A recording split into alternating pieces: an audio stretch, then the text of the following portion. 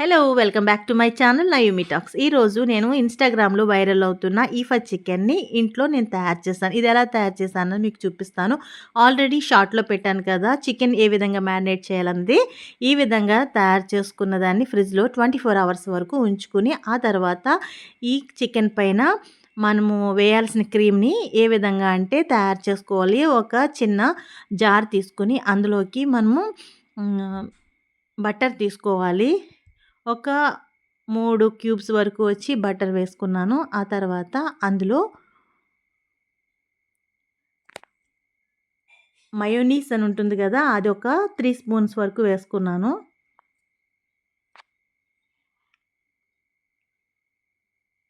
అలాగే fresh cream ఉంటుంది కదా, ఇది కూడా ఒక 3 స్పూన్స్ వరకు వేసుకున్నాను. ఈ మూడింటిని కలిపి ఒక క్రీమ్లా తయారు చేసుకుని పక్కన పెట్టుకోవాలన్నమాట.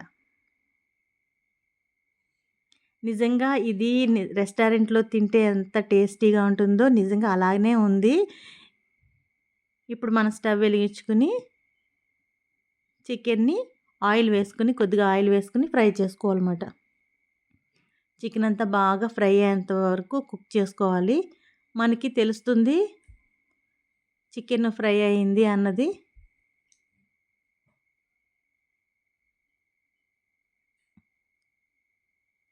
ఈ విధంగా 2 పక్కల అన్ని వైపులా చక్కగా ఫ్రై అయ్యే విధంగా చికెన్ లెగ్ పీస్‌ని ఉడికించుకోవాలన్నమాట.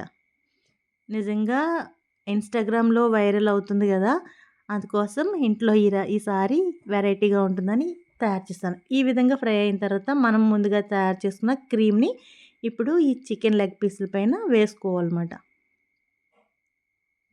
ఈ బటరు, ఈ క్రీమ్ ఇదంతా కూడా తింటుంటే మాత్రం టేస్టు, స్మెల్ కూడా చాలా చాలా బాగుంది. నిజంగా చాలా బాగుంది. తప్పకుండా మీరు ట్రై చేయండి.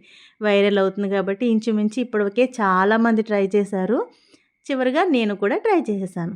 మరి నా వీడియో చూసి మీరు కూడా ట్రై చేయండి. తప్పకుండా టేస్ట్ ఎలా ఉన్నదని కామెంట్ సెక్షన్‌లో చెప్పండి. ఇదిగో ఈ విధంగా క్రీమీగా నోట్లో వేస్తే కరిగిపోయే విధంగా చాలా టేస్టీగా అనిపించింది. మీరు కూడా తప్పకుండా ట్రై చేసి టేస్ట్ ఎలా ఉన్నదని కామెంట్ సెక్షన్‌లో చెప్పండి.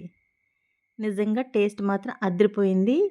ఇప్పటికే ఇన్‌స్టాలో వైరల్ అయిన వీడియో, నా వీడియోని కూడా వైరల్ చేస్తారని నమ్ముతూ మరొక మంచి వీడియోతో మిమ్మల్ని కలుస్తాను. అంతవరకు సెలవు. నమస్తే. బాయ్.